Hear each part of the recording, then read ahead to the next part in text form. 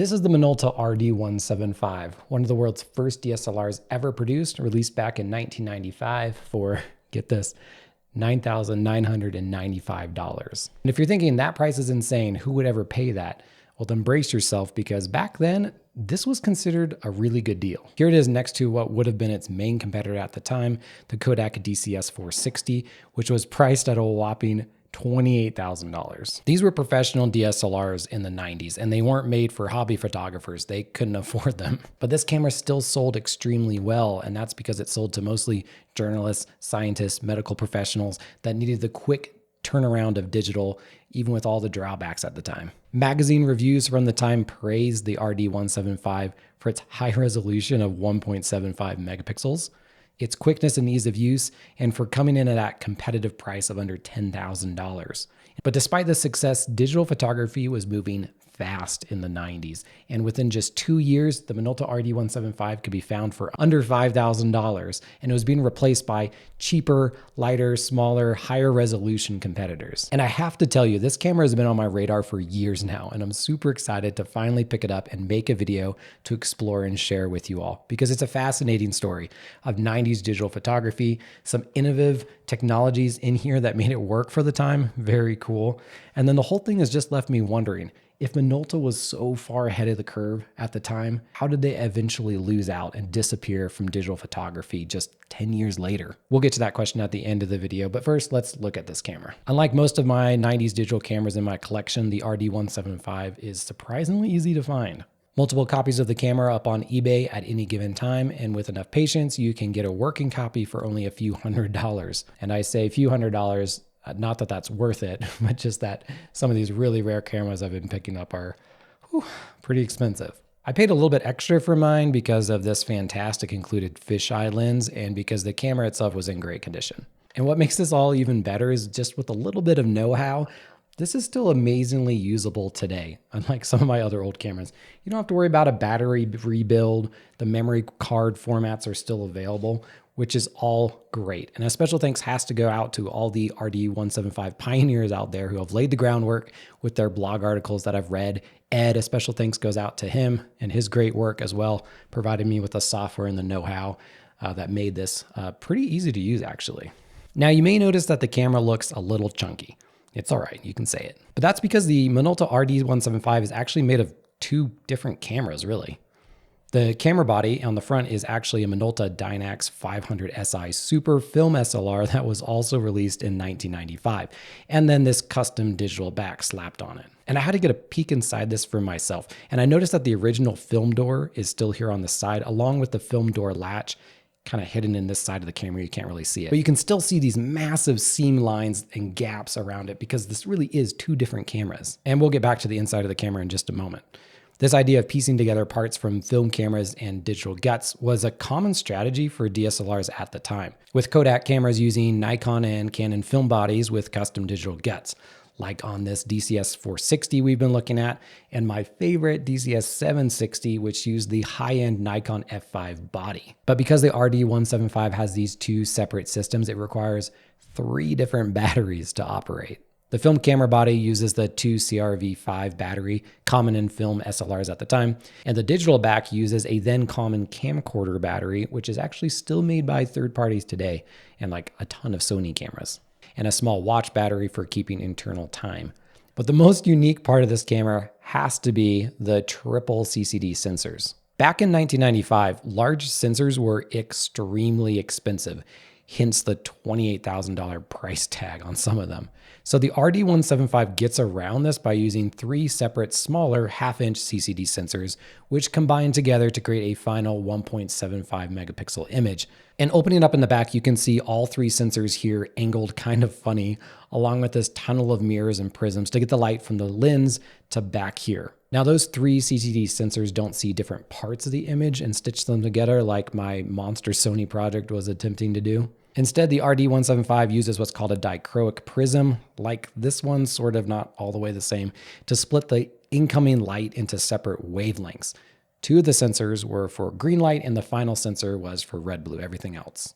And I was too scared to open this part further and brick the camera, but I imagine the prism is in here somewhere, and you can see some interesting markings on the camera that I'm thinking correspond to the 2 green sensors and the 1 red-blue sensor somehow. Each of the half-inch CCD sensors has a resolution of 0.38 megapixels, and then the RD175 additionally adds some software interpolation to increase the resolution of the final image to get to that 1.75 megapixel final image.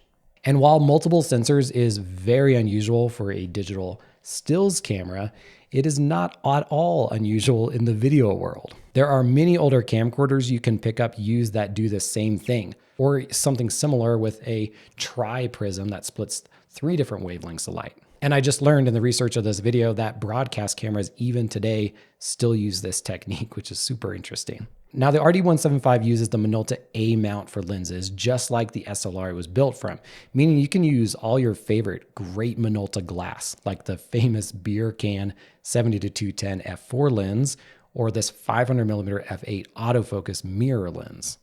But a common problem in early digital cameras was that the digital sensor sizes were much smaller than the 35mm film image square rectangle that they were designed for, resulting in this enormous crop. And that's the same for the RD175. For a half-inch sensor, it would be something like a 6 times crop factor, making this normal 50mm lens something like a 300mm equivalent field of view, and that would just be unusable as a camera for most things. So to get around this, inside the sensor back of the camera is a series of optics, including what's essentially a focal reducer along with some other things to reduce that crop factor to an effective 2x, just a measly 2x crop factor, meaning that 50mm lens from earlier would be a much more usable 100mm equivalent. Or in my case, I've been using this Minolta 16mm fisheye lens, but with a 2 times crop, is a pretty normal 32mm equivalent and without a detectable fisheye effect. Now, this is a really clever solution, but it's not without a trade-off, and it's a pretty big trade-off. The widest aperture you can use on the camera is f6.7 because of all those inner optics, and I'm not a physicist, so I don't really understand why exactly that is. But all the lenses you're going to use, even if they can be open to something like 1.8, 1.7, are stuck at 6.7 as the widest, and then you can, of course, stop it down from there. And that means exposure and shallow depth of field are affected. But that didn't seem to bother the initial reviewers, I think because digital was so limited at the time anyway, and the praise just kept coming for this camera.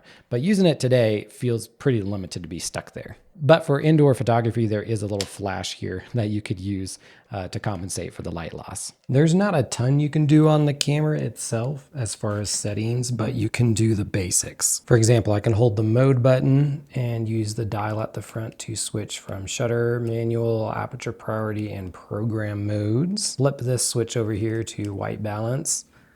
Then holding the mode and switching switches the different white balance. An exposure compensation button. If I hold that down, I can use the dial to change exposure compensation. And now you may be wondering, like I did, what the big P button does.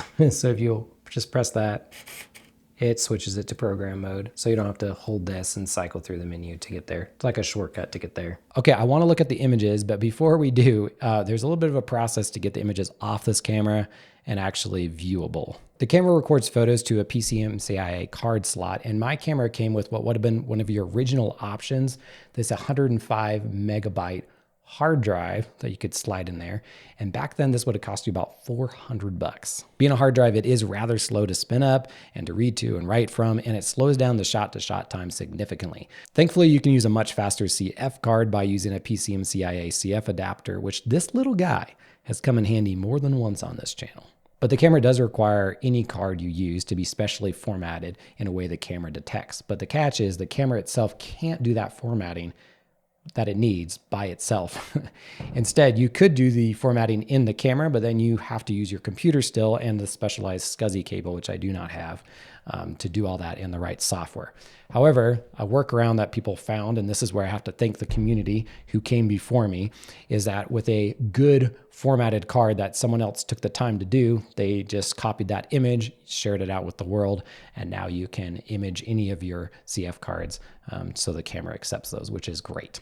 This works like a charm, and the camera seems to support a max 256 megabyte card, which is enough for well over 100 shots. And once the camera's using that CF card, the shot-to-shot time is much faster.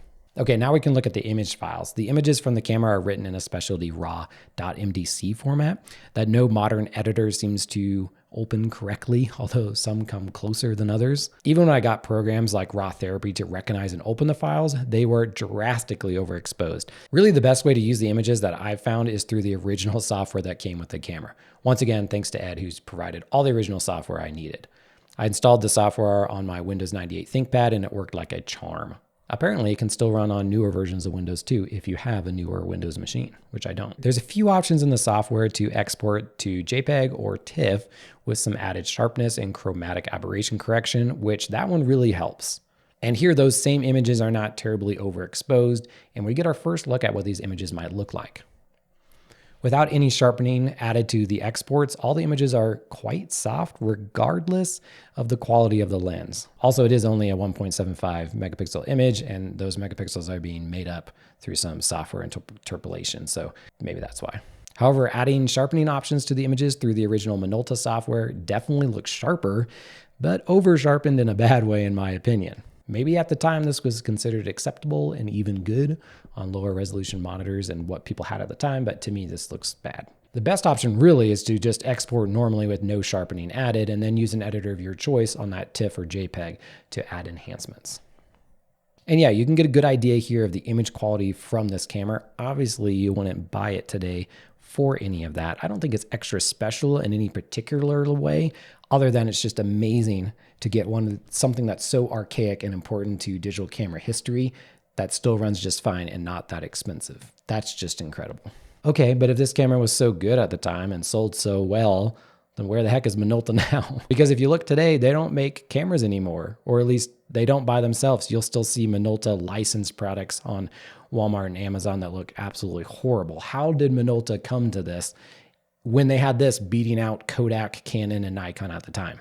Like I mentioned before, digital photography was moving very quickly in the 90s. The RD175 was surpassed in both quality and price within just a couple years. Minolta responded to the market with compact digital cameras like this Minolta EX1500 that had 1.5 megapixels and a compact design for only $2,500. It wasn't until 4 years after the RD175 in 1999 that Minolta's follow-up DSLR was released, their first full integrated DSLR not based on a film body, the Minolta RD3000. The RD3000 ended up being a wrong move and a missed opportunity in a particularly unforgiving time of camera history. 4 years after that, in 2003, Minolta and Konica merged, and the next DSLR they made was under the combined Konica-Minolta name in the 2004 Konica Minolta 7D. In 2005, it was followed up with the 5D, or as my international version is called, the Sweet Digital, which I think is just the best camera name ever. And these cameras got great reviews, but the competition was fierce now, with Canon and Nikon offering similar or better cameras now at a lower cost. Just a year after that flagship camera was released, in 2006, Minolta sold their camera division to Sony. But it's too bad that Minolta wasn't able to continue on. Can you imagine what they'd be making today if they were still around? This RD3000, by the way, is rarer, and despite only having 2 sensors instead of 3, I think is a weirder camera. So you can watch my younger self deep dive into this camera, including taking it apart and stuff, over on this video over here. I'll see you over there, and until next time, as always, happy snapping.